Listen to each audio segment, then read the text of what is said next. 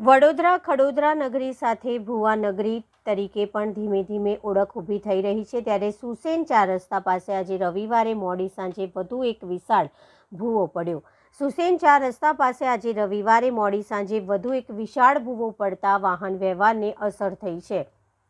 અગાઉ અહીં નજીકમાં જ બે મોટા ભૂવા પડ્યા હતા। આ સિવાય ખોડિયારનગર પાસે પડેલા ભૂવાનું નજીકના દિવસોમાં જ 2 વખત સમારકામ કરાયા બાદ આજે તે જ સ્થળે ત્રીજી વાર ભૂવો પડતા ભ્રષ્ટાચારના આક્ષેપ થઈ રહ્યા છે। મકરપુરા ડીમાર્ટ પાસેથી પસાર થતી ડ્રેનેજ લાઇન પણ થોડા દિવસો પહેલા જ 2 ભૂવા પડ્યા હતા। હવે આ જ ડ્રેનેજ લાઇન સુસેન 4 રસ્તા પાસેથી પણ પસાર થઈ રહી છે, જેમાં રવિવારે વિશાળ ભૂવો પડ્યો હતો।